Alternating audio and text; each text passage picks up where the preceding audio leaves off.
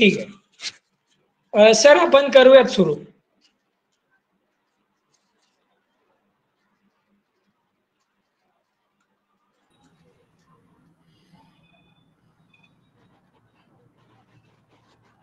Light वगैरे येतो का बरोबर? हो, एकदम व्यवस्थित सर, फ्रेम व्यवस्थित लागली. हा ठीक आहे, करा. ओके, करायचं चालू. ओके. सर्व मित्रांना जय भीम, जय भारत आणि जय संविधान. मित्र हो, कला स्नेह संविधान महोत्सव 2024 आणि हे आपलं 4थं वर्ष आहे. 19 नोव्हेंबर ते 26 नोव्हेंबर 2024 असं 8 दिवस आपलं नेहमीप्रमाणे संविधान दिनाच्या निमित्ताने हा उपक्रम आपण सादर करत असतो. आणि या उपक्रमामध्ये आजचे आपले पाहुणे आहेत माजी सनदी अधिकारी माननीय E.Z. खोब्रागडे. ते आपल्यासोबत जोडले गेले आहेत. एकूणच सामाजिक पातळीवर लोकांमध्ये संविधानाप्रती जनजागृती निर्माण व्हावी, सामाजिक मूल्यव्यवस्था सर्वांना समजावी, यासाठी त्यांनी सातत्याने काम केलेलं आहे. असे अभ्यासू विचारवंत मान्यवर आपल्याला आजच्या या लाईव्ह सत्रासाठी मिळालेले आहेत. माननीय खोब्रागडे सर, आपलं या संविधान महोत्सवामध्ये खूप खूप स्वागत. जय भीम. सर्वांना जय भीम. धन्यवाद. धन्यवाद सर. आणि हे आपलं लाईव्ह सुरू आहे. तर आजचा जो आपला विषय आहे की समाजात संविधानाच्या जनजागृतीची आवश्यकता काय आहे. मित्र हो, आपण पाहतोय की लोकसभा निवडणुकीला संविधान हा मुद्दा केंद्रबिंदू बनवला गेला आणि त्याच्या जोरावर आपली डाळ शिजली नाही, म्हणून संविधान कसं चुकीचं आहे किंवा विरोधक कशा प्रकारे चुकीचा प्रचार करतात हे सत्ताधाऱ्यांनी दाखवलं. तर संविधानाचा राजकारणासाठी कशा पद्धतीने उपयोग होतो हे आपण पाहतोय.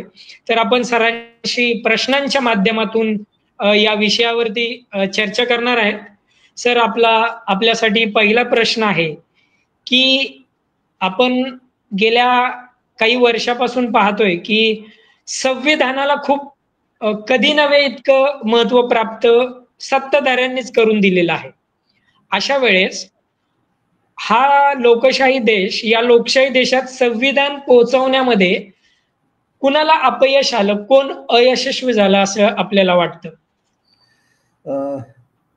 सर्वप्रथम मी तुमच्या कला स्नेह संविधान महोत्सव जी समिती आहे, आयोजक आहात तुम्ही आणि तुमचे सगळे टीम मेंबर यांचं मनापासून अभिनंदन करतो की मागच्या 4 वर्षापासून तुम्ही संविधानाचा जागर करता आहे. समाजामध्ये संविधानिक मूल्य पोहोचवण्याचा विविध कार्यक्रमाच्या माध्यमातून हा प्रयत्न सुरू आहे आणि हा फार आवश्यक आहे. जसं आता तुम्ही प्रश्न विचारला की लोकशाही देशात संविधान पोहोचवण्यात कोण अयशस्वी झालं, तर मग आता त्याचं थेट उत्तर असं देता येईल की एक शासन प्रशासन म्हणू. आता मी प्रशासनात काम केलं, त्यामुळे ज्यांच्या हातात संविधान असतं किंवा ज्यांना ते संविधान राबवायचं असतं किंवा अंमलात आणायचं असतं, संविधानाने ज्यांच्यावर जबाबदारी टाकलेली आहे ते सगळेच अपयशी झाले असं म्हणू आतापर्यंत. आणि त्यात प्रामुख्याने कायदे मंडळातले लोक आहेत, ज्याला आपण आमदार खासदार म्हणतो. नंतर कार्यकारी यंत्रणेतले लोक आहेत, ज्याला ते मंत्रिमंडळातले लोक आहे. मग ते प्रधानमंत्री पासून तर मुख्यमंत्री, मंत्री असतील. आणि मग शासन प्रशासनातले लोक आहे, अधिकारी कर्मचारी आहेत. आणि तिसरी न्यायपालिका आहे. हे जे प्रमुख 3 लोकशाहीतले अंग आहेत की ज्यांच्या हातामध्ये संविधान आहे आणि ते संविधान जे सांगतं ते प्रत्यक्षामध्ये उतरवणं ही त्यांच्यावर एक दायित्व, जबाबदारी आहे. आणि त्याच्यामुळे जर देशामध्ये जर काही चांगलं घडत असेल तर त्याचंही क्रेडिट त्यांनाच आहे आणि जर चांगलं घडत नसेल तर त्याचा पण दोष या व्यवस्थेवर आहे. आणि या सोबतच जी मीडिया आहे किंवा मग लोक आहेत, नागरिक आहेत, हे पण आपल्याला त्यांना तितकंच जबाबदार धरावं लागेल. कारण याचं कारण असं आहे की अयशस्वी का झाले, तर मला असं वाटतं की आपण हे देशाच्या संविधानाला समजून घेण्याचा प्रयत्न झाला नाही आणि त्याचं महत्व काय आहे, ते संविधान काय सांगते, ते संविधान कसं दिसते, ते संविधानामध्ये काय आहे, कोणासाठी आहे, कोणाचं भलं होणार आहे या संविधानामुळे, ज्यांना काहीच नाही मिळालं आतापर्यंत त्यांना काय मिळणार आहे, संविधान नसेल तर काय होईल आणि आहे तर काय मिळेल. तर हे जे अनेक प्रश्न असतात, तर या अनेक प्रश्न लोकांना भेडसावतात, पण त्याचं उत्तर कुठे शोधायचं असेल तर ते संविधान मध्ये शोधायचं आहे. असं अजूनही लोकांना काही ते समजलेलं नाही. तर लोक उत्तर शोधतात सरकारमध्ये आणि त्याच्यामुळे संविधान हे बाजूला पडतं. कारण सरकारची निर्मिती सुद्धा संविधानातूनच आहे. ज्या मी 3 संस्थांचा उल्लेख केला, ज्याला आपण लोकशाहीच्या संस्था असं म्हणतो, आणि मग लोकशाहीचे 4 स्तंभ, त्याच्यातले हे ते प्रमुख आहेत, मुळातले आहेत. मग आपण त्याला मीडियाला जोडून दिलं लोकशाहीचा स्तंभ. पण संविधानामध्ये काही मीडिया लोकशाहीचा स्तंभ नाही, तो नागरिकांचाच एक भाग आहे. आणि त्यामुळे कायदेमंडळ, कार्यपालिका आणि न्यायपालिका ह्या लोकांवर ती सगळी जबाबदारी आहे. आता हे समजून घेताना अयशस्वी का झाले, तर पहिला एक आहे की अनभिज्ञता आहे लोकांमध्ये, अज्ञान ज्याला म्हणू, संविधानाबद्दल ज्ञान आहे. मग हा जर देशाचा सर्वोच्च कायदा आहे, संविधान हा देशाचा सर्वोच्च कायदा आहे आणि हा जगातला सर्वोत्तम पण कायदा आहे. म्हणजे सुंदर असं या देशाचं संविधान आहे आणि या संविधानाच्या निर्मितीची एक प्रक्रिया आहे, त्याला इतिहास आहे. संविधान सभा आहे, ड्राफ्टिंग कमिटी आहे, अन्य कमिट्या झालेल्या आहे. आणि याची जी पार्श्वभूमी आहे संविधान निर्मितीची, ती आपल्या स्वातंत्र्याच्या चळवळीशी जोडायला लागेल त्याला, की भारत देशाला स्वातंत्र्य मिळणार असं जेव्हा ठरलं 1946 मध्ये, तेव्हा मग की हा जर देश स्वतंत्र झाला तर देशाचा कारभार करणारा एक कायदा पाहिजे, की ज्या कायद्यामुळे, नीती नियमामुळे हा देशाचा कारभार चालवला जाईल. आणि देशाचा कारभार कोणासाठी करायचा, तर देशाचे जे नागरिक आहेत त्या नागरिकांना हे सगळे अधिकार, हक्क, प्रतिष्ठा वगैरे जे आहेत ते मिळालं पाहिजे. आणि हा एक देश प्रगतीवर गेला पाहिजे, तो समृद्ध झाला पाहिजे, तो सुखी झाला पाहिजे. हे अशा पद्धतीची रचना प्रत्येक देशाची एक घटना असते आणि म्हणून त्याला ते कायद्याच्या रूपामध्ये ती आणली जाते. मग त्याला कलमा, अनुच्छेद असतात. तर ही जी निर्माण प्रक्रिया आहे, संविधान निर्माणची प्रक्रिया, ज्याची सुरुवात खरं तर 9 डिसेंबर 1946 पासून झाली आणि त्याचा शेवटचा दिवस आहे तो 26 नोव्हेंबर 1949. तर जवळजवळ 2 वर्ष 11 महिने 17 दिवसाची जी प्रक्रिया झाली संविधान निर्माणाची, या संविधान सभेमध्ये अनेक तज्ञ, अनेक जाती धर्माचे, खूप आणि मुळामध्ये परदेशामध्ये शिकलेले विद्वान, राष्ट्रप्रेमी, राष्ट्रभक्त असे लोक होते. आणि त्याच्यामध्ये डॉक्टर बाबासाहेब आंबेडकरांवर फार मोठी जबाबदारी टाकण्यात आली होती. त्यांना ड्राफ्टिंग कमिटीचं चेअरमन करण्यात आलं होतं आणि ते मुळातच संविधान सभेचे सदस्य पण होतं. आता पूर्ण इतिहास आहे, आपल्याला आता नाही, कमी वेळामध्ये नाही सांगता येणार. पण मला असं वाटतं की मग यशस्वी कोण झालं, तर हे जर शोधायचं असेल तर मग हा संविधान निर्मितीचा जो इतिहास आहे तो बघायला पाहिजे. त्यात पंडित जवाहरलाल नेहरू आहेत, ते डॉक्टर राजेंद्र प्रसाद आहे त्या संविधान सभेचे अध्यक्ष, त्यामध्ये सरदार वल्लभभाई पटेल आहे, मौलाना आझाद आहे, अनेक लोक आहेत, अनेक ज्यांनी फ्रीडम मुवमेंट मध्ये ज्यांचं योगदान आहे. त्याच्या मागची प्रेरणा महात्मा गांधीजी यांची पण आहे, ते नाकारता येत नाही जरी ते संविधान सभेचे सदस्य नव्हते तरी. पण एकूणच आपल्या देशाचं संविधान कसं असलं पाहिजे आणि इथल्या नागरिकांना आपण काय दिलं पाहिजे याचा जो ढाचा आहे, ज्याला आपण म्हणू, तर हा ठराव हा 13 डिसेंबर 1946 ला पंडित जवाहरलाल नेहरू यांनी संविधान सभेमध्ये ठेवला. चर्चा झाली त्याच्यावर. बाबासाहेबांचं 17 डिसेंबर 1946 झालं ते भाषण वाचण्यासारखं आहे. म्हणजे या देशातल्या नागरिकांना काय मिळालं पाहिजे? फ्रीडम मिळालं पाहिजे, स्वातंत्र्य मिळालं पाहिजे, नागरिकांना समतेने वागवलं पाहिजे, या बंधुभाव आपण प्रस्थापित केला पाहिजे, ज्यांना काही मिळालं नाही त्यांना दिलं पाहिजे, अल्पसंख्याकांच्या हक्काचं संरक्षण केलं पाहिजे, सामाजिक आर्थिक शैक्षणिक विकासाचा का हे सगळं म्हणजे माणसाला जगण्यासाठी सन्मानाने काय काय दिलं पाहिजे याची सगळी संविधान सभेत चर्चा होऊन डिबेट होऊन विद्वान लोकांनी आणि या देशाचं काय म्हणू त्याला संस्कृती काय आहे, त्याची प्रकृती काय आहे, या देशातल्या जे काही महापुरुष झाले समाज सुधारक झाले त्यांनी काय विचार मांडला, म्हणजे तथागत गौतम बुद्धांनी मांडलेला विचार, महावीरांनी मांडलेला विचार, कबीरांनी मांडलेला विचार, साधू संतांनी मांडलेला विचार, संत तुकारामाचा असेल, शिवाजी महाराजांचा असेल, महात्मा ज्योतिबा फुले, शाहू महाराज आहेत आणि डॉक्टर बाबासाहेब आंबेडकर असे पेरियार आहेत, असे अनेक जे लोक झाले की ज्यांनी त्यांच्या त्यांच्या काळामध्ये अस्पृश्यतेच्या विरुद्ध म्हणजे मानवतेचा अधिकार मिळाला पाहिजे, त्यांना प्रतिष्ठा मिळाली पाहिजे, हक्क मिळाले पाहिजे, हा जो बेसिक आणि सगळ्यांना ती संधी उपलब्ध संधी मिळाली नाही त्यांना विशेष संधी दिली पाहिजे म्हणून असं तत्वज्ञान मांडण्यात आलं आणि हे या देशामध्ये होतं. बुद्धाचा जर विचार बघितला आपण तर समता स्वातंत्र्य बंधुता न्यायाचा विचार होता. बुद्धाचा विचार हा मानव कल्याणाचा होता, हा मानवतावादी विचार होता, तो शांततेचा होता आणि ते म्हणून ते पंचशील मध्ये ते सगळे विचार आलेले आहेत. तर सांगायचा मुद्दा असा की हे संविधान निर्माण प्रक्रियेमध्ये ह्या सगळ्या गोष्टीची चर्चा झाली आणि शेवटी 26 नोव्हेंबर 1949 ला आपण हे संविधान अंगीकारलं आणि मग ते आपण अडॉप्ट केलं आणि त्याला आपण ती संविधानाची प्रास्ताविका असं म्हणतो. आता हे संविधान 26 नोव्हेंबर 1949 ला आपण अंगीकारलं, अधिकृत केलं भारताच्या लोकांनी. प्रिॲम्बल वाचलं तर ते आपल्या लक्षात येईल आणि 26 जानेवारी 1950 पासून भारत हा प्रजासत्ताक देश झाला, म्हणजे लोकांची सत्ता आली त्यामध्ये.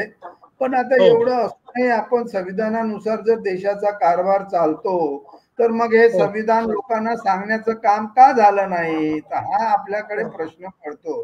प्रजासत्ताक दिवस साजरा होतो दरवर्षी 26 जानेवारी 1950 पासून, परंतु त्यामध्ये संविधानाचं महत्व, संविधानाची निर्मिती, संविधान काय सांगते, त्यांचे मूलभूत अधिकार काय, नागरिकांचे कर्तव्य काय, सामाजिक आर्थिक विकासाचा, न्यायाचा, सामाजिक आर्थिक लोकशाहीचा काय मार्ग आहे, काय तरतुदी आहे, संविधान कोणाच्या हातात आहे, कोण राबवते, त्यांचे काय अधिकार आहेत, त्यांचे बरोबर ह्या सगळ्या गोष्टीची जी चर्चा ही 26 जानेवारी 1950 पासून जी या देशात व्हायला पाहिजे ती सुरू झाली नाही. आणि त्याच्यामुळे कसं झालं की फक्त सरकार आहे, म्हणजे सर्वसामान्य लोकांना वाटलं की फक्त सरकार आहे, पण सरकारची निर्मिती संविधानातून आहे आणि त्यांना संविधानामध्ये जे काही तत्वज्ञान मांडलेलं आहे, ज्याला आपल्याला प्रिॲम्बल मध्ये त्याचा उल्लेख आलेला आहे, त्या प्रिॲम्बल हा संविधानाचा एक भाग आहे, अविभाज्य भाग आहे, ध्येय उद्दिष्ट आहे.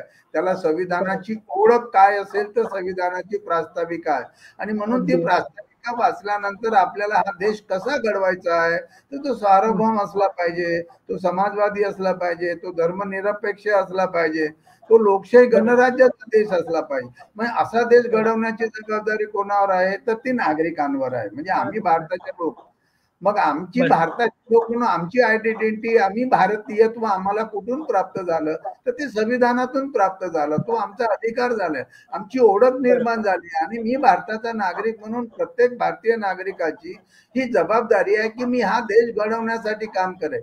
दुसरा भाग त्या प्रिॲम्बल मध्ये आहे की मग लोकांना काय अधिकार आहे तर लोकांना सामाजिक आर्थिक राजनैतिक न्यायाचा अधिकार देण्यात आलेला.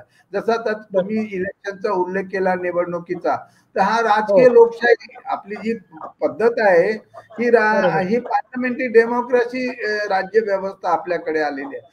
त्याच्यामुळे लोकांमध्ये प्रतिनिधी निवडणे ना, ते प्रतिनिधी राजकीय पक्ष, मग निवडून आलेले लोक, मग ज्यांच्याकडे मेजॉरिटी आहे त्यांची सरकार स्थापन करणे, मग त्यांनी संविधानाची शपथ घेणे आणि त्याच्यानुसार कारभार करणे, आणि तो कारभार लोक कल्याणाचा करणे, तो संविधान आणि कायद्याप्रमाणे करणे ही त्याची शपथ असते.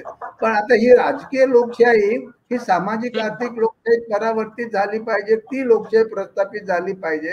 हे जे डॉक्टर बाबासाहेब आंबेडकर 25 नोव्हेंबर 1949च्या भाषणात सांगतात, ते अजून मात्र म्हणजे सुरुवात झाली आहे, पण ज्या पद्धतीने व्हायला पाहिजे ती काही झालं नाही. आणि म्हणून राजकीय लोकशाही सामाजिक आर्थिक लोकशाही परावर्तित झाली तर माणसाच्या जगण्याचे किंवा सन्मानपूर्वक जगण्याची संधी त्याला प्राप्त होईल. आणि या दिशेने जे कोणतं सरकार पार्टीचं येत असेल त्यांनी ते प्रामाणिकपणे काम केलं पाहिजे. पण आता आपल्याला असं दिसून पडतं की जी काही सरकार किंवा राजकीय पक्ष किंवा निवडणुका ज्या पद्धतीने होतात तो एक स्वतंत्र विषय आहे चर्चेचा, आणि म्हणून लोकशाहीला धोका पण निर्माण झालाय असं आपण जे म्हणतो. कारण ते जे पार्टीचं आणि नेत्यांचं जे वागणं आहे, तर मग अधिकार काय नागरिकांना काय मिळालं पाहिजे, तर त्यांना सामाजिक आर्थिक लोकशाही म्हणजे तो न्याय मिळाला पाहिजे, त्याला न्याय. दुसऱ्यांना काय मिळालं पाहिजे, विचार अभिव्यक्ती विश्वास श्रद्धा उपासनाचे स्वातंत्र्य मिळालं पाहिजे. तिसरं काय मिळालं पाहिजे, गरजेची आणि संधीची समानता मिळाली पाहिजे, त्यांना व्यक्तीची प्रतिष्ठा मिळाली पाहिजे, राष्ट्राची एकता आणि एकात्मता प्रवर्धित करणारी बंधुता आपल्याला प्रस्थापित करता आली पाहिजे. आणि हा जो संकल्प आहे, हा जो निर्धार संविधानाचा आहे, जो प्रिअम्बल मध्ये आलेला आहे, तर हा संविधान सभेमध्ये तो मान्य करण्यात आलेला आहे. कुठेतरी एकट्याने मान्य केलेला नाही, सगळ्यांनी त्याच्यावर चर्चा करून निर्धार केला की हे संविधान अर्पण कुणाला करण्यात आलं, तर भारताच्या लोकांना करण्यात आलं.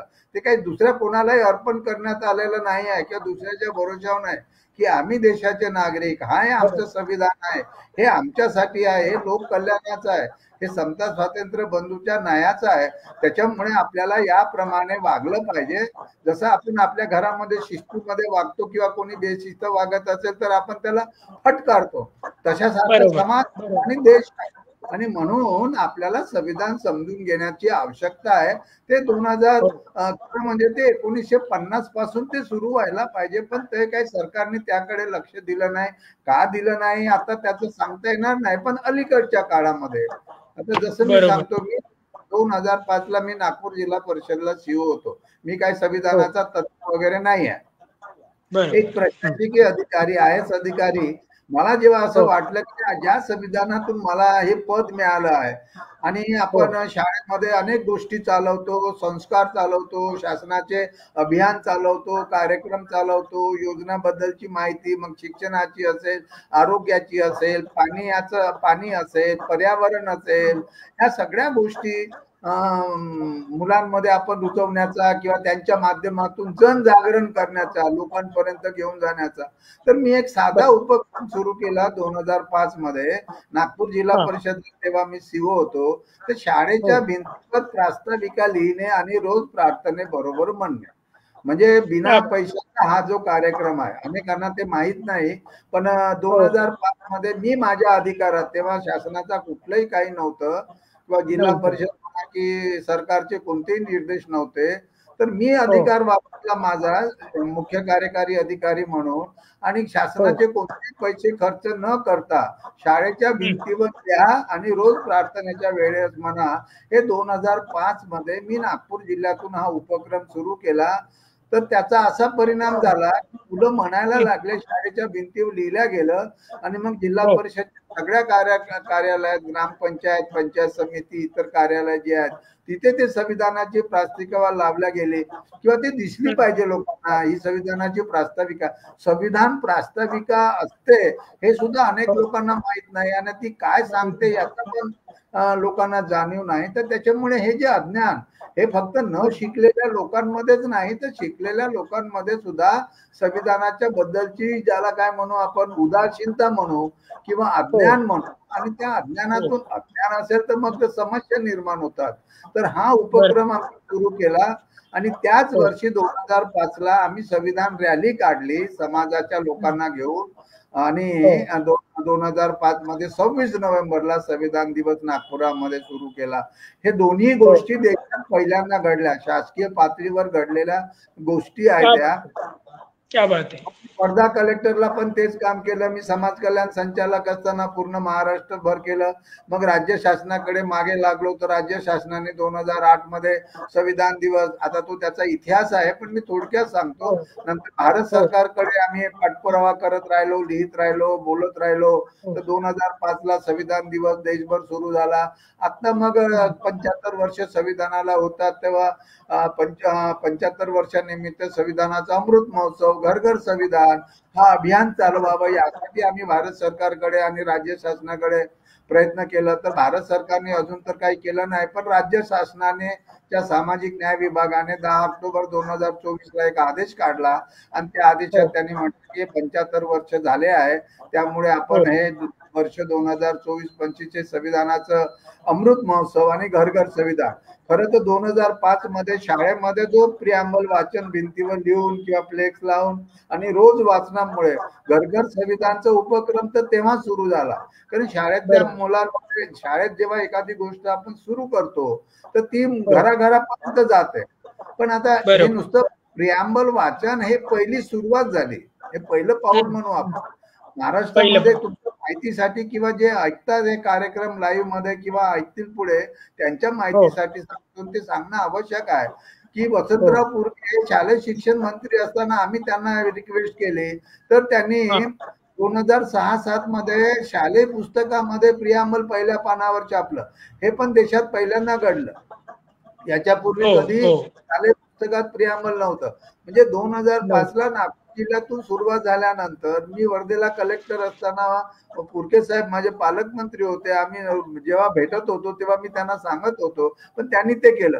नंतर 2013 ला शालेय शिक्षण विभागाने 4 फेब्रुवारी 2013 GR काढला आणि त्याच्यामध्ये शाळेमध्ये काय काय कार्यक्रम झाले पाहिजे याच्या सगळं त्याचा विस्तृत दिला. हे दोन्ही GR जे आहे 2008चा संविधान दिनाचा मी स्वतः त्याचे ड्राफ्ट तयार करून दिले. सांगण्याचा उद्देश असा की हे शासकीय पातळीवर जे सुरुवात झाली ठीक आहे, आधी काहीच होत नव्हतं तर कमी अधिक प्रमाणात आता ते कार्यक्रम व्हायला लागले. पण या शासनाच्या गोष्टीमुळे समाजामध्ये मात्र संविधानाचे विविध कार्यक्रम व्हायला लागले, संविधान दिन व्हायला लागला आणि आज आपण बघतो की आता 75 वर्ष, तुम्ही पण 4 वर्षापासून हे जागृतीचं काम करतात. अनेक संस्था, अनेक समाजामध्ये, व्यवस्थेमध्ये ज्यांना संविधानाबद्दल आस्था आहे, प्रेम आहे, त्यांना वाटते की हे झालं पाहिजे. तर हे आता ठीक आहे, नाही झालं इतके वर्ष, 55 वर्ष नाही झालं. आम्ही 2005 ला केल्यानंतर सुद्धा भारत सरकारला सुरू करायला 10 वर्ष लागलं. तर त्याच्यामुळे सरकारला संविधानाबद्दल किती प्रेम, आस्था आहे हे पण आपल्याला बघावं लागेल. सरकार कोणाचा आहे हा भाग वेगळा आहे, पण सरकारने खरंच 1950 पासून संविधान जागृतीचे अभियान चालवले पाहिजे होते. लोकांना जागृत केलं पाहिजे असते की हा सर्वोच्च कायदा आहे, हा सामाजिक जिवंत दस्तऐवज आहे, हे लोकांच्या जगण्याचा मार्ग यामध्ये आहे, हे तत्वज्ञान आहे जगण्याचं. तर हे लोकांना जागृत केलं असतं तर लोक संविधानाने साक्षर झाले असते आणि लोकांना त्याचं महत्व कळलं असतं. मग त्याला मताचा अधिकाराचं महत्व कळलं असतं, आपल्या हक्काबद्दल ते जागृत झाले असते, आपल्या कर्तव्याबद्दल जागृत झाले असते आणि मग मायबाप सरकार म्हणण्याऐवजी ते आमचा अधिकार आहे आणि ही जी शासन प्रशासन व्यवस्थेने आमच्यासाठी काम केलं पाहिजे कायद्याप्रमाणे असं झालं असतं.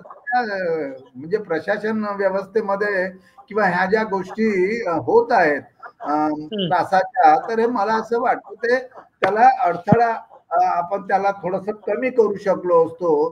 तर सांगायचा मुद्दा असा की हो, सरकार अपयशी ठरलं, पण आता मात्र ते होत आहे. बरोबर. याला घेऊन सर एक मुद्दा होता.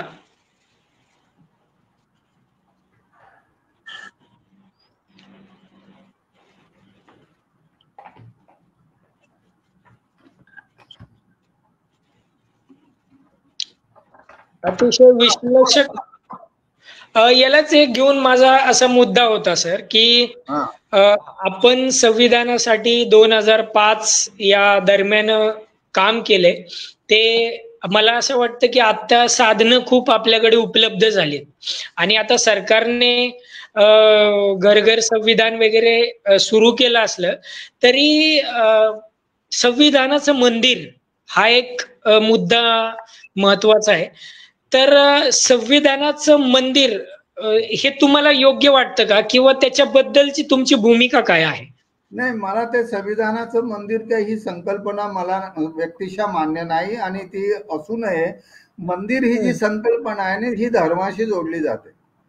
हो हो, मंदिर, बरोबर. मस्जिद, विहार, गुरुद्वारा, ह्या ज्या त्या धर्माचे ते स्थान आहे, ते पूजा स्थान आहे. आणि संविधान, मी असं मानणाऱ्यापैकी आहे की हो संविधानाला एक पवित्र ठरवून त्याला पूजा करायची आणि त्याला मंदिरात ठेवून पूजा करायची, हे काही बरोबर नाही. की संविधान कसं आहे, हे केवळ कायद्याचं पुस्तक नाही, तर संविधान हे जिवंत सामाजिक दस्तऐवज आहे, आणि ते रोजच्या बरोबर. व्यवहारातलं आहे. तर त्याला ते ऑपरेटिव्ह आहे, म्हणजे रोज आपण त्याचं, म्हणजे आपलं जगणं जे आहे, प्रत्येक माणसाचं जगणं आहे.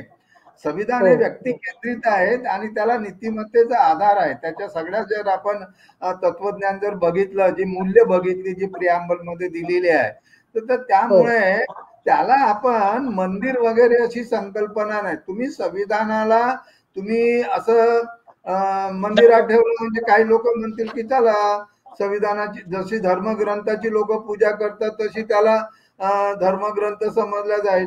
तर मला नाही मान्य ते. मंदिर ही संकल्पना नाही. तुम्ही त्याला पूजेचं पुस्तक हो ठरवू नका, किंवा त्याला हो, पवित्र पण म्हणू नका. हे त्याच्या बरोबर. वापरावर अवलंबून आहे. तर ते योग्य नाही. ते सरकारला, आम्ही जेव्हा त्यांनी असं ITI मध्ये ते संविधानाचं मंदिर ही संकल्पना काढून कार्यक्रम राबवले मागच्या वेळेस सप्टेंबर हो मध्ये वगैरे, तर आम्ही त्याला विरोध केला आणि आम्ही सरकारला लिहिलं की हे मंदिर ही संकल्पना धर्मनिरपेक्षतेमध्ये बसत नाही. कारण बस. सरकार हे आहे ना, सरकार सेक्युलर आहे. सरकार कोणी एका धर्माचं नाही आहे. हे हो सरकार जे आहे ते व्यक्तीच्या कल्याणासाठी आहे, समाजामध्ये शांतता समृद्धी निर्माण करणारा, देश घडवणारा आहे.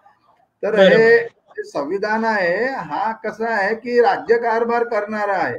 हे काही बरोबर. त्याला धर्माशी जोडायचं नाही. धर्म हा व्यक्तिगत विषय झालेला आहे. त्यामुळे मला त्या संकल्पनेचा विरोध आहे. अगदीच अगदीच. आणि दुसरा असा मुद्दा, की अगदीच म्हणजे माझंही या मताशी सहमत आहे, की संविधान मंदिराऐवजी संविधान दालन पाहिजे. परंतु संविधानाची जो प्रचार प्रसार आहे, ती खरं तर आता आधीपासून गरज होती, पण शासनाला जसं तुम्ही म्हणालात, की 10 वर्ष लागली ते अंमलात आणण्यासाठी. पण या वर्षभरात किंवा मागची काही वर्ष, तुम्हाला असं का वाटतं, की संविधानाची गरज आत्ता का निर्माण झाली असेल? याच्या मागची तुमची भूमिका काय, किंवा लोक राज्यकर्त्यापासून अनभिज्ञ आहेत का संविधानाच्या या पातळीवर? नाही, कुठली गोष्ट कशी आहे ना, जसं दुःखाचं कारण काय आहे, तर एक कारण तथागत गौतम बुद्ध सांगतात की दुःखाचं कारण अज्ञान आहे. हो मग हो ते अज्ञान जे आहे, आणि म्हणून आपण शिकलो पाहिजे. हो जसं हो शिकण्याने माणूस शहाणा होतो, शिकण्याने माणूस समजदार होतो, शिकल्याने हो, माणूस चारित्र्यवान होतो. म्हणजे बरोबर. शिक्षणाला शीलची जोड असली पाहिजे, चारित्र्याची पण जोड असली पाहिजे. नुसतं हो शिक्षण नाही, तर म्हणून बाबासाहेब म्हणतात की शिक्षणाला शील, सदाचाराची जोड असली पाहिजे. पण शिक्षण महत्वाचं आहे. बाबासाहेब बरोबर. शिकले, मोठे झाले, संविधानाचे हो शिल्पकार ठरले. म्हणजे हो ते जातीमुळे नाही ठरले, तर त्यांच्या हो, विद्वत्तेमुळे ठरले. ते ज्ञान त्यांनी प्राप्त केलं. तर त्याच्यामुळे बरोबर. शिक्षण महत्वाचं आहे. ते जर शिकलेच नसते तर काय झालं हम्म, असतं? किंवा मी शिकलो नसतो तर आयच झालो असतो का? मला जी बरोबर. संधी मिळाली 2005 मध्ये संविधान शाळेच्या भिंतीवर लिहून घेण्याचा आदेश देण्याची जी शक्ती प्राप्त झाली, ते मला हो शिक्षणामुळे, संविधानाने दिलेल्या संधीमुळे जे मला पद मिळालं, आणि त्या पदाचा मी हिम्मत करून वापर केला. त्याच्यामुळे ते मला बरोबर. करता आलं. तर त्यामुळे हे जे अज्ञान असतं, ते हो अज्ञानामुळे जीवनात अंधकार असतो. तर त्यामुळे बरोबर. आपण अज्ञान दूर केलं पाहिजे. तर हे जसं ते संविधानाचं पण अज्ञान लोकांमध्ये आहे, की संविधानाबद्दल माहिती नाही लोकांना. म्हणजे आपल्या हो हक्काबद्दल माहित नाही, कर्तव्याबद्दल माहित नाही, ह्या योजना कुठून येतात, कायदे कुठून येतात, हे राबवणारी लोक कोण आहे, आम्हाला प्रश्न कोणाला विचारला पाहिजे. तर हे संविधानाची साक्षरता म्हणू किंवा संविधानाचं शिक्षण म्हणू. तर हो माणसं जर हो संविधानाच्या बद्दल शिक्षित झाले, शिक्षित झाले तर ते प्रश्न विचारायला लागतील. म्हणजे मेहरबान सरकार नाही म्हणणार, मायबाप सरकार नाही म्हणणार, तर ते म्हणतील की मी या देशाचा नागरिक आहे आणि मला या देशाच्या संविधानाने हा माझा मूलभूत अधिकार आहे, तो मला दिलेला आहे. हे माझ्यासाठी शिक्षण आहे, माझ्यासाठी नोकरी आहे, माझ्यासाठी धंदा पाणी आहे, माझ्यासाठी सगळ्या गोष्टी, मला माझं जीवन चांगलं करण्याची जी व्यवस्था आहे, जी संविधानात्मक आहे आणि त्याचं हे करण्याचं काम ज्यांच्यावर सोपवलं आहे त्यांनी मला ते दिलं पाहिजे. ते माझ्यावर उपकार करत नाही हे देऊन. आता कसं आहे की आता आपल्याकडे उपकाराची भावना झाली. हे सरकारने योजना आणली, सरकारने पैसे वाटले, लाडली बहीण आली, अजून कोणत्या योजना आल्या, तर लोकांना असं वाटतं की सरकार करते. तर सरकार ऐवजी हे संविधानातून आलं आहे, संविधानाने सांगितलं म्हणून आलेलं आहे. त्या संविधानातल्या भाग 4 मध्ये जे डायरेक्टिव्ह प्रिन्सिपल आहे, आर्टिकल 46 आहे. आपण 36 पासून तर आपण आर्टिकल 51 पर्यंत बघत असतो भाग 4 मध्ये, किंवा आपले मूलभूत अधिकार आर्टिकल 12 पासून आपण 35 पर्यंत बघत असतो.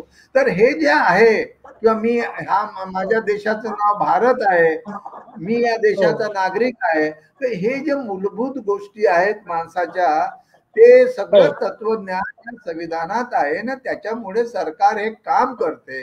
तर याचं शिक्षण जर झालं तर आपल्याला सक्षम होण्याची संधी आहे. शिक्षणापुढे माणूस पुढे जातो, प्रगती करतो, हे आपण बघितलेलं आहे. ज्यांनी शिक्षण घेतलं त्यांनी प्रगती केलेली आहे. तर त्यामुळे मला मग ते शिक्षित माणूस करेल, किंवा मग शेतकरी असेल, शेतमजूर असेल, त्याची जर पिळवणूक होत असेल तर त्याला जर संविधान माहित असेल तर तो पिळवणुकीच्या विरुद्ध आवाज तरी करू शकेल, संघटितपणे आवाज करू शकेल. आणि त्याला अधिष्ठान कशाचं असेल तर ते भारताच्या संविधानाचं असेल. तो यंत्रणेला असं सांगू शकला पाहिजे की नाही, हा माझा अधिकार आहे, माझ्यावर अन्याय अत्याचार होतो आहे, तर त्यामुळे मला माझ्या अन्याय अत्याचाराचं निरसन करण्यासाठी, किंवा मला हे जे मूलभूत अधिकार दिलेले आहेत, स्वातंत्र्याचा असेल, समतेचा असेल, धर्म स्वातंत्र्याचा असेल, शोषणाविरुद्ध असेल, शिक्षणाचा असेल, तर हे मिळवून घेण्यासाठी मला अधिकार प्राप्त आहे. तर ते तुम्ही मला दिला पाहिजे. सरकार म्हणून तुमचं हे काम आहे. आणि तुम्ही जर माझ्यावर अन्याय करत असाल तर मला न्यायालयात जावं लागेल तुमच्या विरुद्ध. हे आपण कधी सांगू? जर हे आपल्याला माहित असेल तर सांगू. आणि म्हणून मला असं वाटतंय की हे अज्ञान दूर केलं पाहिजे लोकांमध्ये, जे अनभिज्ञ.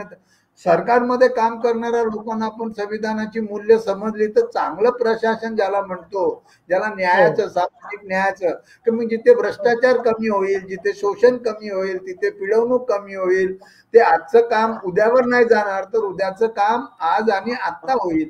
तर अशी एक काय म्हणतो आपण त्याला, संविधानिक नीतिमूल्य रुजवण्याची गरज आहे. ती शासनात रुजवण्याची गरज आहे, ती न्यायपालिकेत असली पाहिजे, ती कायदे मंडळात असली पाहिजे, तशी ती नागरिकांमध्ये पण असली पाहिजे. आणि प्रशासन व्यवस्थेमध्ये खालपासून वरपर्यंत सगळ्यांमध्ये असली पाहिजे की नाही, आम्हाला संविधानातून त्या पदावर काम करण्याची संधी मिळाली, त्यामुळे आम्ही संविधानाची प्रामाणिक राहून काम करू लोकांसाठी. आणि ही ती व्यवस्था आहे. आणि जर करत नसतील तर नागरिक म्हणून आपल्याला त्यांना प्रश्न विचारला पाहिजे. ती ताकद आपल्याला संविधानातून मिळते आणि म्हणून त्याचं जागर होणं आवश्यक आहे, माहीत करून घेणं आवश्यक आहे, ज्याला आपण संविधानाचं शिक्षण म्हणू. त्याच्यामुळे संविधानामुळे आपल्याला एम्पॉवरमेंट मिळेल, माणूस एम्पॉवर होईल, सक्षमीकरण ज्याला म्हणतो आपण. तर ते आवश्यक आहे संविधान समजून घेणं. बरोबर. संविधान आवाज उठवायला शिकवतं, संविधानाचं शिक्षण घेणं फार गरजेचं, असे मुद्दे मांडले. मला पुढचा प्रश्न असा विचारायचा आहे, शेवटचे 2 प्रश्न आहेत, त्यापैकी मला असं मांडायचंय की समाज म्हणून जे आपल्याकडे गणित आहेत, म्हणजे की समाज म्हणून वेगवेगळ्या पातळीवर कष्टकरी करणारा समाज असेल, कामगार असतील, किंवा हाय प्रोफाईल सोसायट्यांमध्ये राहणारे लोक आहेत ज्यांना या गोष्टींशी काही घेणं देणं नाही, किंवा पैशाच्या जोरावरती सेटलमेंट करून आपण केलेल्या चुकीच्या कृत्यांचं समर्थन करण्याचं सुद्धा समाजामध्ये गोष्टी चालत असतात. तर समाज म्हणजे काय आणि समाज म्हणून तुमची भूमिका काय आहे, किंवा समाज आणि संविधान यांचा एकमेकांशी नेमका संबंध कशा पद्धतीने आहे असं तुम्हाला वाटतं? कसं आहे की समाज म्हणजे व्यक्तीच्या समूहाला आपण समाज असं म्हणतोय. हो. कुटुंबांचा मिळून समाज तयार होतो. अनेक कुटुंबांचा, मग आता त्याला जाती धर्मातून पण लोक समाजाकडे बघतात, पण आपण तसं न बघता जर बघितलं की ह्या माणसांचा समूह आहे, कुटुंबांचा हो. समूह आहे आणि तो समाज आहे आणि हो. त्या समाजांचा तो देश बनतो आहे. संविधान बरोबर. हा व्यक्ती केंद्रित आहे, म्हणजे नागरिक ही व्यक्ती आहे. मी भारताचे, आम्ही भारताचे लोक. तर हो. संविधान हा माणसाच्या सर्वांगीण विकासाचा तत्वज्ञान सांगते आणि म्हणून त्यांना हक्क देते आणि कर्तव्य पण सांगते. नुसते हक्क नाही आहे, बरोबर. कर्तव्य पण सांगते की ज्याला हो. मिळालं त्यांनी कसं वागलं पाहिजे, ज्याला नाही मिळालं त्यांनी पण कसं वागलं पाहिजे, किंवा जे कायदे आहेत त्याचा सन्मान केला पाहिजे, त्याप्रमाणे वागलं पाहिजे. म्हणजे समाजामध्ये शांतता, सौहार्द निर्माण होईल, सलोखा निर्माण होईल. आपण गुण्या गोविंदाने राहू, ज्याला हो. बंधुभाव म्हणतो, बरोबर. फ्रॅटर्निटी. ज्ञान हो. तथागत गौतम बुद्धाचं आहे की बंधुभावाने सहजीवन पद्धती ज्याला आपण म्हणतो. मग त्याच्यात जाती भेद नसावा, धर्मभेद नसावा, भाषाभेद नसावा, पंथभेद नसावा, लिंगभेद पण नसावा. म्हणजे बरोबर. आपल्या बरोबर.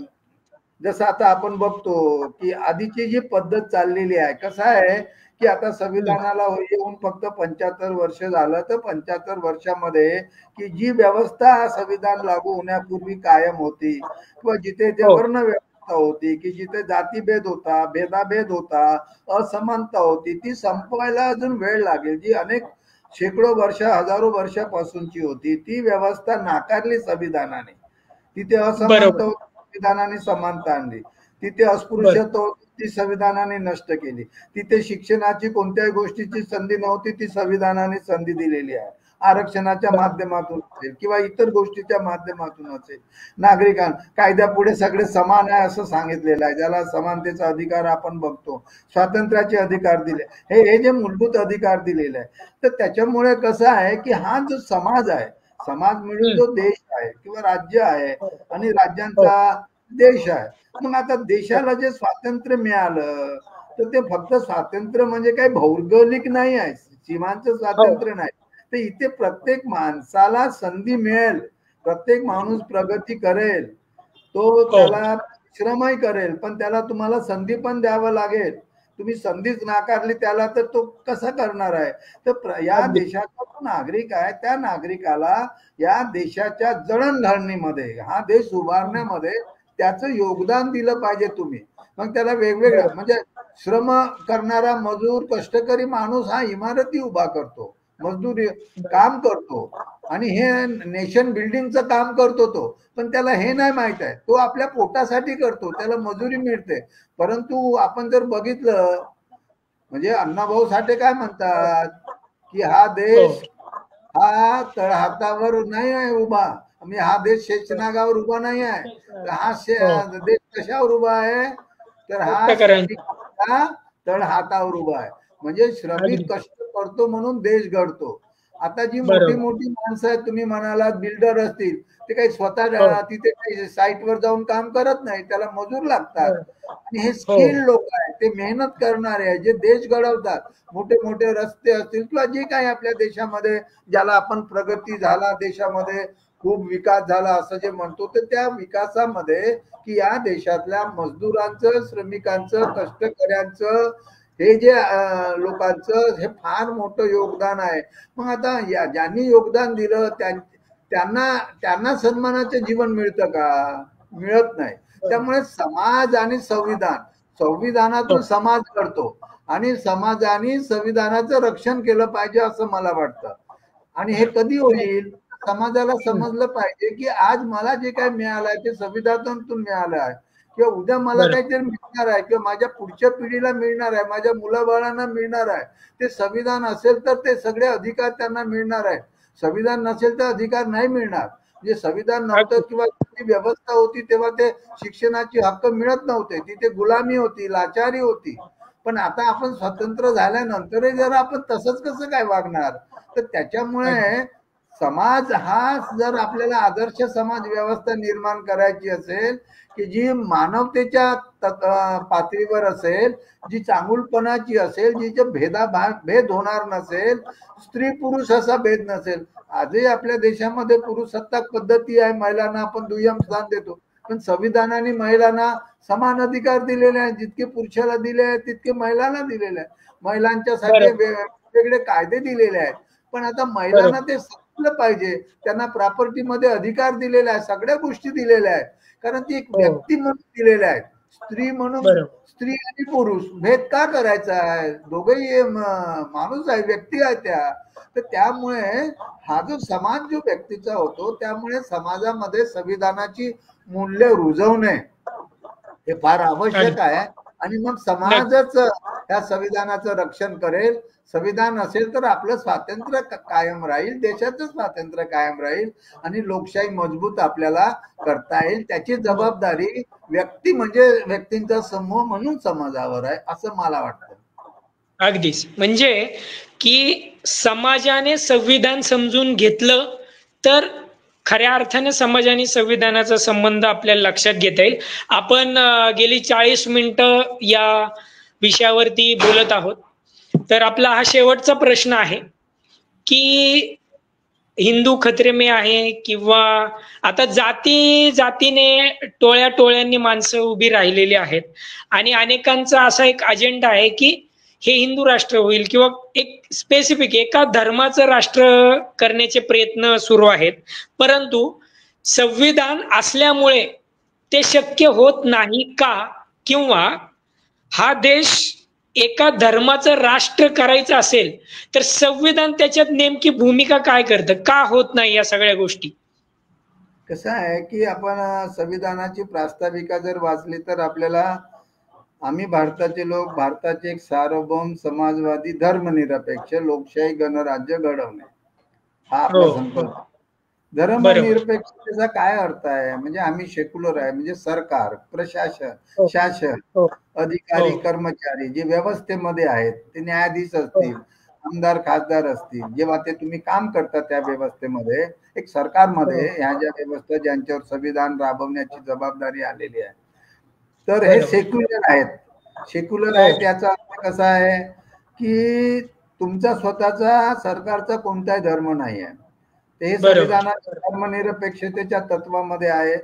तर त्यामुळे कोणी किती सत्ताधारी त्या त्या धर्माचे येत असले, त्यामुळे ते असं सांगतात की हिंदू खतरे में आहे. खरं तर हिंदू हा मेजॉरिटी मध्ये आहे भारतामध्ये. आता जे मेजॉरिटी मध्ये आहेत ते त्यांना धोका कसा काय असू शकतो? जे अल्पसंख्याक आहे त्यांना धोका असतो. पण आता कसं आहे की धर्मांध जी विचारसरणी आहे, संविधानाची धर्मनिरपेक्षतेचं तत्वज्ञान नाकारून त्याला आपण आपल्या आधीचं जे तत्वज्ञान होतं, ज्याला आपण असमानतेचं म्हणू किंवा मग ते काय त्याला श्रेष्ठ, मी श्रेष्ठ, तू कनिष्ठ किंवा चातुर्वर्ण व्यवस्थेमध्ये ती जी पद्धत आहे ती लागू झाली की आपलं श्रेष्ठत्व कायम राहील. म्हणजे कोणीतरी आपला काम आहे. आता कसं संविधानामध्ये समानतेचं तत्व आल्यामुळे गुलाम कोणी नाही आहे म्हणून नाही शकत. जातीवरून जर कोणी काही म्हटलं तर ते संरक्षणाचे कायदे आहेत. महिलांना कोणी काय म्हटलं तर त्यांच्या संरक्षणाचे कायदे आहेत. तर त्यामुळे संविधानातून आलेलं आहे. तर सर्वसाधारणपणे जे फ्युडल मेंटॅलिटीचे लोक आहेत किंवा धर्मांधतेचे विचाराचे लोक आहेत किंवा वर्णव्यवस्था, चातुर्वर्ण व्यवस्था मानणारे लोक आहेत किंवा धर्मशास्त्राला प्रमाण मानणारे लोक आहेत, ते त्याचा प्रोपगंडा करतात. आणि त्यांची अडचण हीच झाली आहे की संविधान हे धर्मनिरपेक्ष असल्यामुळे इथे राज्यकारभारामध्ये धर्म आणता येणार नाही. मग इथे कसं आहे की राज्यकारभार हा संविधान आणि कायद्यानुसार चालतो, तो धर्मानुसार चालत नाही. संविधानामध्ये मूलभूत अधिकारामध्ये धर्म स्वातंत्र्याचा अधिकार दिलेला.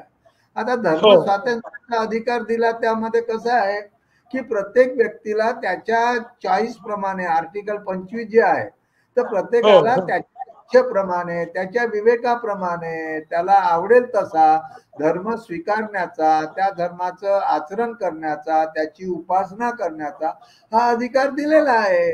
म्हणजे एकीकडे व्यक्ती म्हणून त्याला तो अधिकार दिलेला आहे की तुला कोणता धर्म आवडतो तू कर, तुला बंधन नाही, ते तुला स्वातंत्र्य आहे, तू हा धर्माने वाग असं नाही म्हणतायत.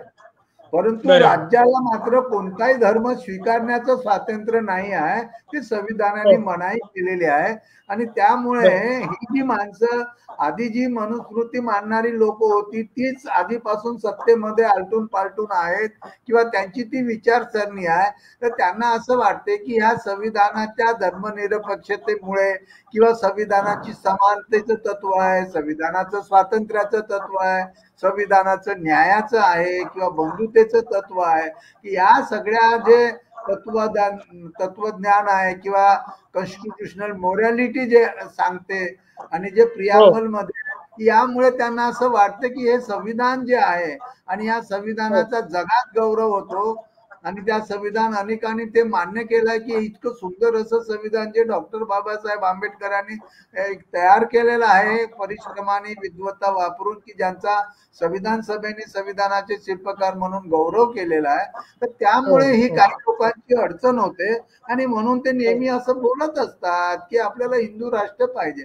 मला स्वतःला असं वाटते की हिंदू पद्धतीने तुम्हाला व्यक्तिगत जीवनात तुम्ही हिंदू धर्म स्वीकारून त्याप्रमाणे तुम्हाला आचरणाचा अधिकार आहे, उपासनेचा अधिकार आहे, ते करत बसा ना. राज्यकारभार काही कोणत्या धर्माच्या धर्मग्रंथांनी राज्यकारभार चालत नाही. त्या देशाचा राज्यकारभार हा संविधानाने कायद्यानुसार चालतो, संविधानाच्या मूल्यानुसार चालतो. तर त्यामुळे तुम्हाला जो धर्म आहे, तुम्हाला हिंदू धर्म प्रिय आहे तुम्ही करा, पण हिंदू राष्ट्र काय आहे, हे संविधानाचं राष्ट्र आहे, संविधानामुळे हे राष्ट्र उभारलं जाणार आहे. पण कसं असते ना की जे मेजॉरिटी मध्ये लोक आहे, जी मतासाठी म्हणा किंवा सत्ता प्राप्तीसाठी त्या हिंदू राष्ट्राचा एक स्लोगन देऊन किंवा लोकांमध्ये एक वेगळी, आणि आतापासून कसं आहे की खूप लोक हिंदू धर्माचे होते, तर बाबासाहेब पण सुरुवातीला हिंदू म्हणून जन्मले. ते काय म्हणाले की मी हिंदू म्हणून जन्मलो पण हिंदू म्हणून मी मरणार नाही. त्यांनी बौद्ध धर्माचा स्वीकार 14 ऑक्टोबर 1956 ला नागपूरला केला दीक्षाभूमीमध्ये. ते परिवर्तन आहे. ते म्हणजे अर्थ ज्याला जो धर्म आवडतो ते तुम्ही करा, पण तुम्ही राज्य कारभारासाठी धर्माचा नाही. धर्म हा तुमचा व्यक्तिगत आहे, तुमच्या आचरणातला आहे, तुमच्या घरात आहे. तो तुम्ही पब्लिक ऑफिसेस मध्ये रस्त्यावर तुम्ही आणू नका, सार्वजनिक ठिकाणी आणू नका. संविधान त्याची इजाजत देत नाही, कायदा त्याची इजाजत देत नाही. असं नाही म्हणतायत की हिंदूच्या हॉटेलमध्ये शेड्यूल कास्टचा माणूस का गेला, आदिवासी माणूस का गेला, नाही म्हणतायत.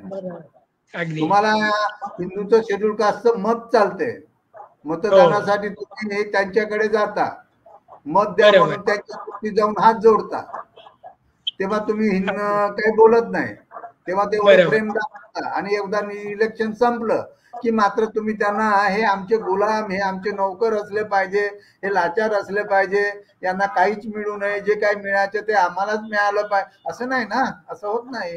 हा देश सगळ्यांचा आहे. मग सगळ्यांचा देश आहे, माझाही देश आहे, मलाही माझ्या देशावर प्रेम आहे.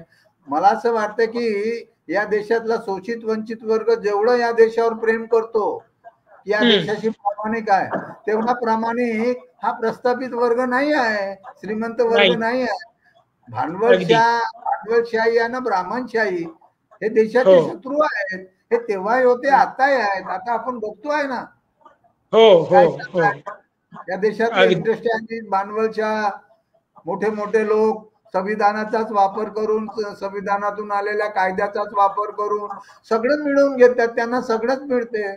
आणि या समाजातल्या शोषित वंचित वर्गाला अजूनही त्यांच्या मूलभूत गरजा भागत नाही, त्यांना सुविधा मिळत नाही, त्यांना पक्क घर नाही, पिण्याचं पाणी नाही, आरोग्याची सोय नाही, शिक्षणाची सोय नाही, सुरक्षा नाही, उपजीविका नाही, रोजगार नाही, असे अनेक प्रश्न आजही 75 वर्षानंतरही त्यांच्या पुढे आहे. आणि म्हणून हा जो शोषित वंचित वर्गाला संविधान समजून सांगणे फार गरजेचं आहे. म्हणजे ते जर उठून उभे झाले की नाही आता आम्हाला संविधानाने काहीच दिलं नाही, संविधान आमच्या वस्तीपर्यंत आलंच नाही, हा एक विषय घेऊन 2019 ला 2 दिवसाचं संविधान साहित्य संमेलन भरवलं होतं नागपुरामध्ये. आणि मग त्यांना या हक्काची जाणीव झाली, तर लोकांना हक्काची जाणीव करून जसं बाबासाहेब सांगतात ना, गुलामाला गुलामीची जाणीव करून द्या म्हणजे बंड करून उठेल. तशासारखं आहे की संविधान त्याला सांगा, त्यांचे अधिकार सांगा, त्याचे कर्तव्य सांगा, तर त्याला वाटेल की नाही आता मला हे अधिकार आहे, मला केलं पाहिजे. आणि तो कोणासाठी करेल? तो स्वतःची प्रगती करेल, समाज सदृढ करेल आणि देशाच्या जडणघडणीमध्ये त्याचं योगदान होईल. तर हे संविधान जागृतीचं जे काम आहे ना, हे राष्ट्र निर्माणाचं काम आहे, ते देश घडवण्याचं काम आहे.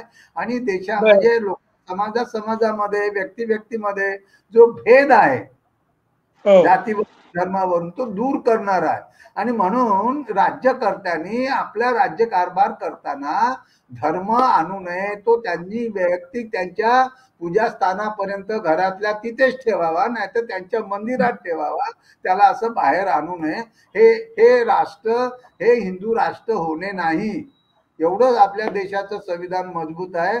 आणि म्हणून नागरिकांना जागृत करावं लागेल संविधानाबद्दल. त्याची जबाबदारी ही समाजात आहे. आणि ही एक आनंदाची गोष्ट आहे की समाजात मध्ये आता 2005च्या नंतर किंवा सरकारने ते GR वगैरे काढल्यानंतर हे एक बऱ्यापैकी मोठ्या प्रमाणात संविधानाची हल्ली जागृती व्हायला लागली की जी 2005च्या पूर्वी होत नव्हती. आम्ही सुद्धा संविधान फाउंडेशनच्या माध्यमातून संविधान व्याख्यानमाला घेतो, संविधान परिषदा घेतो, संविधानाची शाळा आहे, कार्यशाळा आहे, संविधान मित्र, नागपूरला संविधान चौक झाला, असे अनेक उपक्रम आपण चालवत असतो. वॉक फॉर संविधान करतो, संविधानासाठी काम करणाऱ्या संस्थांचा गौरव करणे. हे कसं निरंतर प्रक्रिया आहे, म्हणजे नेहमीची आहे. म्हणजे 26 नोव्हेंबरला संविधान दिवस एक दिवस साजरा करून थांबायचं नसते, तर त्या दिवसापासून तर पुढच्या 26 नोव्हेंबर पर्यंत ते सातत्याने हे कार्यक्रम चालत राहिले पाहिजे. अधेमध्ये त्याची झाली पाहिजे, वेगवेगळ्या महिलांमध्ये, युवकांमध्ये, शाळांचे मुलं, कॉलेजची मुलं, विद्यापीठात शिकणारे, नोकर वर्ग जो असेल त्यांच्यामध्ये चर्चा झाली पाहिजे. संविधानाचा कट्टा झाला पाहिजे. असे 10 लोक बसले, घर घर संविधानची संकल्पना काय आहे? 4 घरचे लोक एकत्र बसले आणि संविधानावर चर्चा. त्यांना असं वाटतं की संविधान म्हणजे कायद्याचं पुस्तक आहे बोजडच समजायला, पण त्याला मग सोप्या भाषेमध्ये आपल्याला समजून सांगता आलं पाहिजे. बाबा रे, तू या देशाचा नागरिक आहे, तुझ्यासाठी हे संविधान हे बघ, तुला हे अधिकार आले, तुला घर पाहिजे ना, हे सरकारचं काम आहे. तुझ्या पोराला शिक्षण पाहिजे, तुझा पोरगा अजून शिकला पाहिजे, परदेशात शिकला पाहिजे, सरकारच्या या योजना आहेत, हे तुला मिळालं, तुझ्यासाठी आहे सगळं. हे संविधान सांगते, द्या यांना शिक्षण झालं पाहिजे. ज्याला काही नाही मिळालं त्यांच्यासाठी आहे.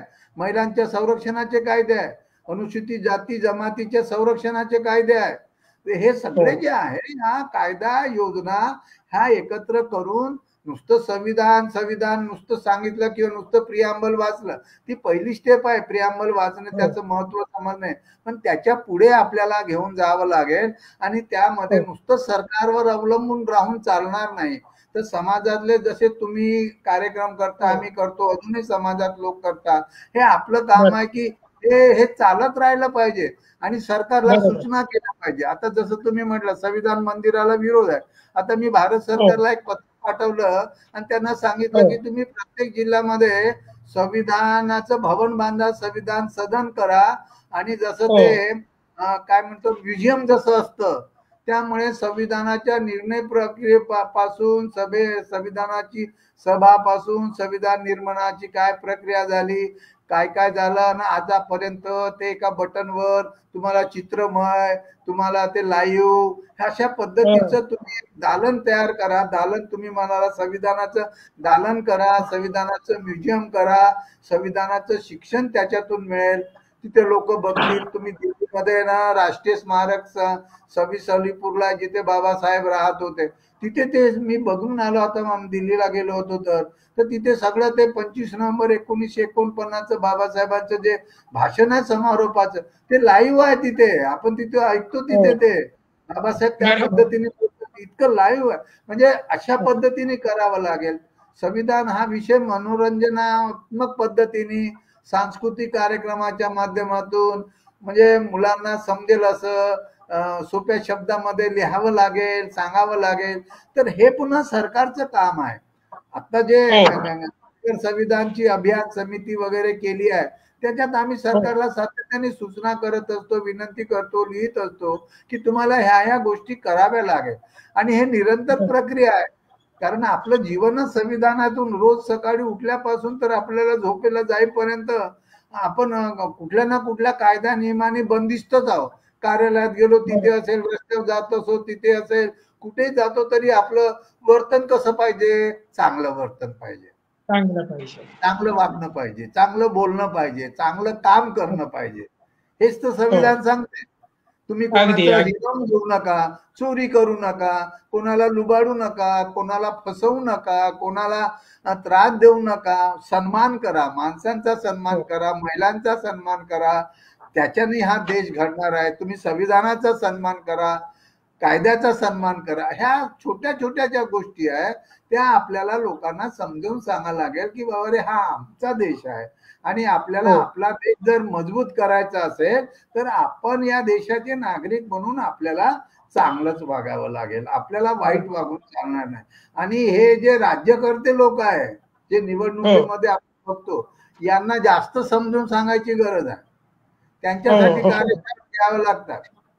प्रशासकीय अधिकारी जे भ्रष्टाचार करतात, कर्मचारी अधिकारी, त्यांना समजून सांगायला लागेल की हे न्यायाचं काम नाही आहे, हे संविधानाच्या विरोधी काम करता तुम्ही शपथ घेऊन.